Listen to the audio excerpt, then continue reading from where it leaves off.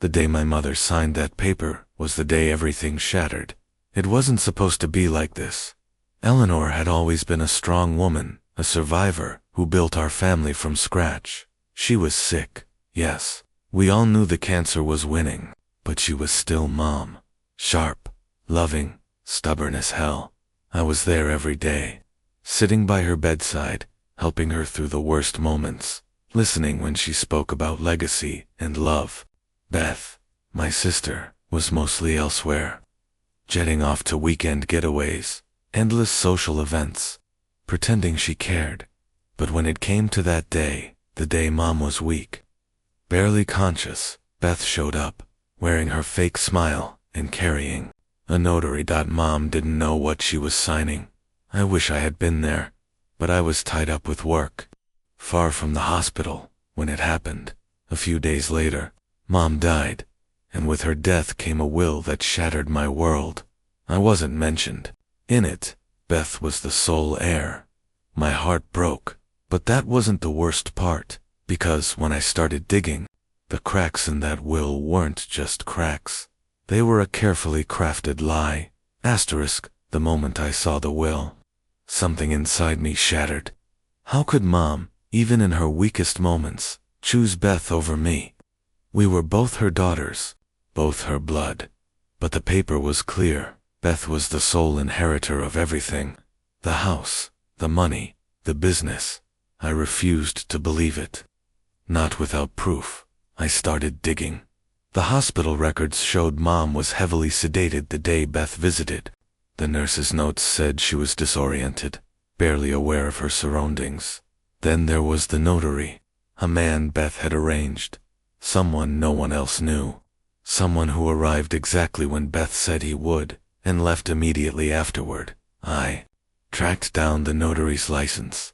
It was real, but the man was new, with no prior notarizations in that hospital. Then, a bombshell. The surveillance footage from the hospital, hidden deep in the archives, showed the scene. Beth walked in alone, carrying a small, leather-bound folder. The notary followed. Mom sat, fragile and confused, as Beth handed her the documents. Mom's hand shook as she tried to hold the pen. Beth leaned in, whispered, smiled, and Mom signed, but not once, twice. I watched it over and over. The second signature was clearer, more deliberate. Beth's words were soft but insistent. I realized then, my sister had tricked our dying mother into signing away her love and her legacy, armed with the surveillance footage and hospital records. I knew I couldn't stay silent. I reached out to a lawyer specializing in contested wills, someone who'd dealt with family betrayals like this before. Her name was Rachel, sharp as a razor and relentless. When I showed her the evidence, her eyes narrowed. "This isn't just about money," she said. "It's about fraud and coercion. Your sister could be facing criminal charges."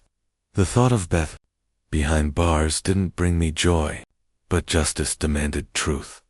Rachel filed a petition to invalidate the will, arguing that Mom lacked capacity to sign it, and that Beth had unduly influenced her. But Beth fought back. She hired a powerful legal team, spun stories of reconciliation and generosity, and painted me as the jealous, greedy sibling who wanted to tear the family apart. Social media turned against me. Old family friends whispered. Rumors spread. But I had something stronger, the truth, and a promise to Mom, to fight until her real wishes were honored. At the first hearing, the judge ordered both sides to present medical testimony about Mom's condition. Doctors confirmed her sedation and confusion during that crucial day. The notary was called in. Under oath, he admitted to being pressured by Beth, who told him it was family business and to keep things quiet.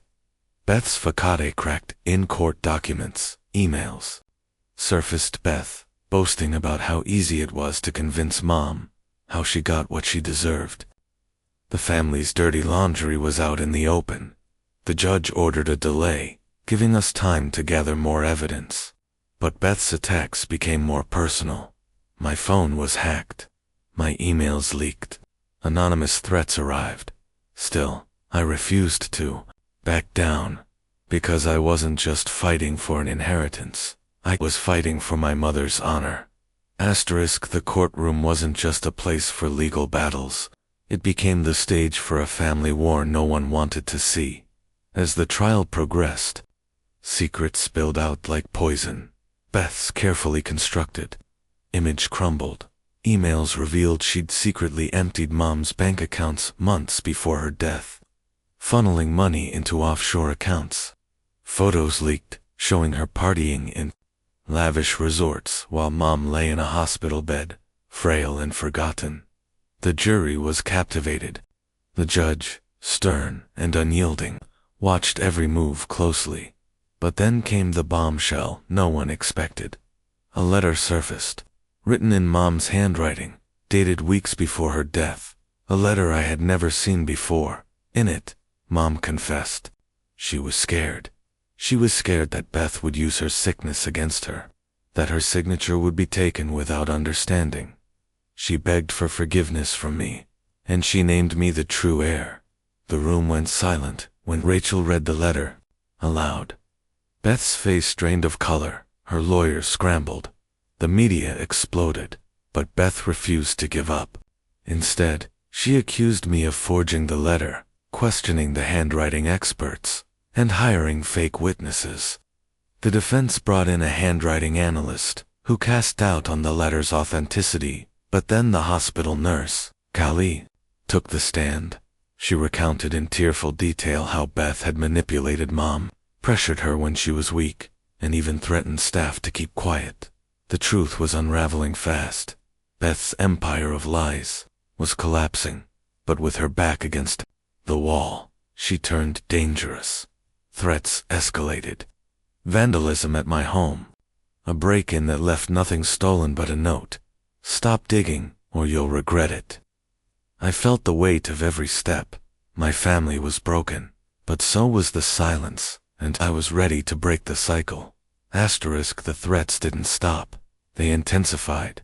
Every day, the weight of invisible eyes watching, waiting, pressed down on me like a suffocating fog. My phone buzzed at odd hours, calls from numbers I didn't recognize, text messages laced with veiled threats, anonymous emails with nothing but one word: stop. I tried to shrug it off, but even Rachel noticed. "Emily, this isn't just family drama anymore," she said, eyes cold and serious. "You're dealing with something dangerous." I nodded, swallowing my fear. It was the kind of danger that lurks behind closed doors, in whispered phone calls, in shadows at the edge of parking lots, in the freeze of a stranger's gaze. And it all traced back to Beth. She wasn't just fighting for inheritance anymore. She was fighting for control. Control over everything we once called family. Rachel introduced me to Marcus, a private investigator whose reputation preceded him. A man with a sharp jawline, eyes that missed nothing, and a voice that sounded like gravel. "I don't do family squabbles," Marcus said on our first meeting, "but this is something else." He promised to dig where no one else dared: hospitals, bank records, phone logs, even the dark web. His first breakthrough came quickly. A name: Lydia, a caregiver assigned to Mom during her final weeks, but with a shadowed past. Finding Lydia wasn't easy. She moved frequently, avoided phones, kept a low profile. When Marcus finally tracked her down in a cramped apartment, filled with old newspapers and half-empty coffee cups, she was defensive. "I'm not here to get involved," she said, eyes darting. I did what I had to do. But after hours of patient coaxing, Lydia cracked. She admitted to more than just care. Beth had pressured her, pushed her, used her. Lydia confessed to falsifying medical notes, to administering extra medication to keep Mom docile, to encouraging Mom to sign documents that she didn't fully understand. It was a betrayal layered on top of betrayal. Armed with Lydia's testimony and a trove of new evidence, Rachel filed a motion to freeze all assets Beth was attempting to move. Suddenly, the floodgates opened. Beth's legal team fought back, fiercely, branding Lydia a liar and a manipulator. They launched a media campaign to discredit me, painting me as the scheming sibling trying to steal from a grieving sister. The news became a circus. Headlines screamed about family feud, escalates and inheritance battle turns ugly. But I stood firm. I wasn't just fighting for money. I was fighting for Mom's honor. The attacks grew personal. My private emails leaked online, twisted to make me look greedy and unstable. Old friends turned their backs. Anonymous threats arrived in the mail, a shattered photo of Mom with a note, "Leave it alone." One night, someone broke into my home. Nothing was stolen, but the walls were spray-painted with a single word, LIAR. The fear was real, but so was my determination. Despite the darkness, I found strength. Friends I thought lost came back. Neighbors stood guard. My legal team doubled down, and Marcus uncovered more. Financial documents, phone records, secret meetings Beth tried to hide. Each revelation was a nail in her carefully built facade. The trial resumed. Witnesses testified. Doctors confirmed Mom's diminished capacity. The notary admitted to being pressured, and Lydia's tearful confession shocked the courtroom. Beth's defenses cracked under pressure. The judge ordered Beth to account for missing funds and explain the suspicious transfers. Beth's veneer finally shattered. In a private meeting leaked to the press, she was recorded admitting everything. That she used Mom's sickness to her advantage. That she manipulated, lied, and betrayed. The public turned. Her allies vanished. For the first time in months, I dared to hope. The judge scheduled a final hearing. Beth faced possible criminal charges. My world was still fractured, pieces of my family scattered by years of lies, greed, and betrayal. But finally, the truth was coming to light. The days leading to the hearing were a whirlwind.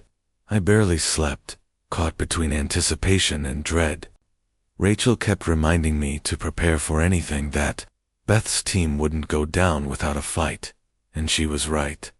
On the morning of the hearing, the courtroom buzzed with reporters, cameras flashing like a storm of tiny lightning bolts. Beth walked in, poised and confident, as if the entire ordeal was just a game she was destined to win. But the cracks around her eyes betrayed exhaustion and fear. When it was my turn to speak, I stood firm, my voice steady despite the knot in my stomach. "This isn't just about money," I told the judge. "It's about protecting the memory of a woman who loved both her daughters equally. It's about justice." The prosecution laid out the evidence: Lydia's confession, the forged medical records, the surveillance footage, the financial trail leading straight to Beth's offshore accounts. Beth's defense faltered as witnesses dismantled her fabricated stories, exposing the lies thread by thread. In the silence that followed the final argument, I looked at my sister once, my closest ally, now a stranger. The woman who had tricked our dying mother into signing away everything, who had tried to erase my existence from our family's story. The judge's verdict was clear. The contested will was declared invalid. The earlier will, the one that honored both of us equally, was reinstated. Beth was ordered to return the assets she had unlawfully taken, and criminal charges were filed against her. Tears I didn't know I had fell down my cheeks as I left the courtroom. Justice had been served, but the wounds ran deep. The fight had taken its toll on all of us. But one thing was certain: I was ready to rebuild. Not just the legacy Mom left behind, but the broken pieces of my own life. The journey wasn't over, but for the first time in a long time, I felt the stirrings of peace. The courtroom doors closed behind me like the final chapter of a brutal novel. Outside, the world buzzed with whispers, some sympathetic, others scornful. Beth's fall was public, a stain on our family's name that would never fade. For me, the victory was bittersweet. I had won the legal battle, but the war for my own peace was far from over. In the weeks after the verdict, I moved back into Mom's old house. Walking through those familiar halls was like stepping into a time capsule of memories, both warm and painful. Her perfume still lingered faintly in the air, a ghostly reminder of her presence. I spent hours going through her belongings, finding letters she'd written but never sent, journals filled with hopes and regrets. Among them, a note addressed to me: "Dear Emily, if you're reading this, know I believed in you. Keep fighting, keep loving. Our story isn't over." Her words hit me like a wave. Mom had known this battle would come. She had trusted me to see it through. Rebuilding wasn't just about money or the business. It was about reclaiming my identity. I reached out to former employees of Mom's company, many of whom had been loyal to her and disillusioned by Beth's actions. Together, we started to repair the damage, repairing relationships, reviving old projects, and reestablishing trust. But the hardest part was healing the wounds inside me. The betrayal by my own sister cut deep. Even now, I grappled with questions. Why had Beth done it? Was it greed, jealousy, or something darker? I tried to reach out, but my calls went unanswered. Beth had vanished, a ghost retreating from the ruins she'd created.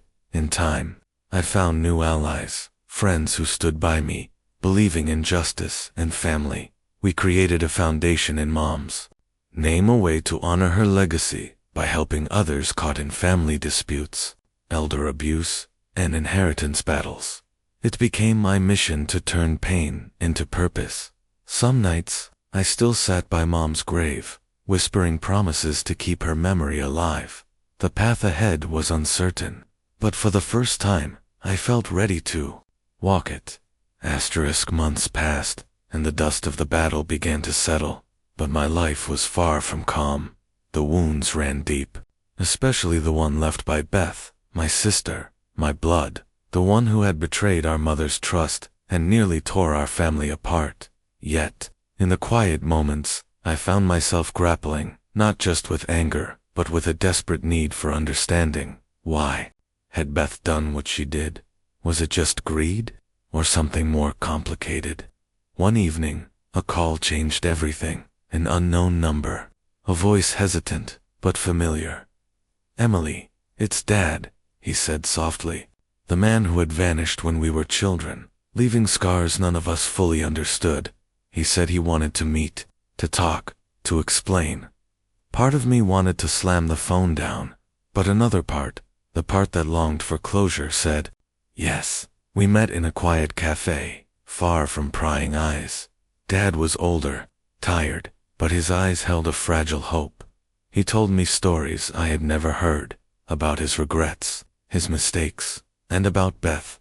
She had changed, he said, not overnight, but gradually, consumed by envy, bitterness, and a desperate hunger for approval she never felt she had.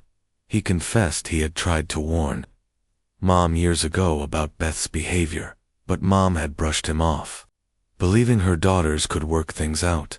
"I failed you all," he said, voice cracking. "But maybe now, we can start to heal." That conversation sparked something inside me. Not forgiveness. Not yet. But a willingness to see the bigger picture. To understand that family is messy, complicated, and often broken, but still worth fighting for. Around the same time, unexpected messages began arriving from Beth. Short, cryptic notes of regret and sorrow. She was still angry, still proud, but beneath that, I sensed a flicker of remorse. Slowly, cautiously, I started responding, not to rebuild what was lost, that might never happen, but to offer a chance for truth and healing. Meanwhile, I focused on my new mission, growing the foundation Mom inspired, helping families like ours, supporting those caught in battles that break hearts and homes, turning pain into purpose. One evening, I stood by the window, watching the city lights flicker. I whispered a promise to myself and to Mom. No matter what came next, I would keep fighting, for justice, for family, for love. The day of the final hearing arrived with a heavy mix of dread and anticipation. The courtroom was packed. Every seat filled with journalists, family, friends, and strangers drawn by the drama that had captured the city's attention. Beth entered, her usual confident mask replaced by something more fragile, a woman who had lost everything in her desperate grasp for power. The judge's voice was steady and clear as the proceedings began. The evidence was overwhelming. Lydia's testimony, the forged documents, the bank records, the recordings, all painted a damning picture. Beth's own words, caught on tape, echoed through the room, admissions of manipulation, lies, and betrayal. When the judge announced his verdict, time seemed to freeze. The contested will was declared invalid. The original will, the one that honored both daughters equally, was reinstated. Beth was ordered to repay the stolen assets and faced criminal charges for fraud and elder abuse. Outside the courthouse, the media frenzy was deafening. Cameras flashed as I stepped into the sunlight, feeling the weight of years lift slowly from my shoulders. But beneath the victory was a quiet sorrow. The family I once dreamed of, whole and united, was fractured beyond repair. Beth's choices had torn it apart. Yet, as I looked up at the sky, I felt a sense of peace. I had fought for truth, for Mom, for justice. In the weeks that followed, I poured myself into rebuilding. The foundation we created grew stronger, helping countless families caught in similar storms. The business Mom built was restored, thriving once again. And though Beth was gone from my life, I found new strength in the connections I rebuilt, friends, allies, and a community bound by resilience. One evening, I visited Mom's grave. The air was cool, the sky painted with twilight hues. I placed a bouquet of lilies, her favorite, on the stone, whispering a promise. Your fight wasn't in vain. I will carry your legacy forward, with honesty, courage, and love. As I walked away, I felt the weight of the past ease. A new chapter had begun, and for the first time in years, hope wasn't just a flicker, it was a flame.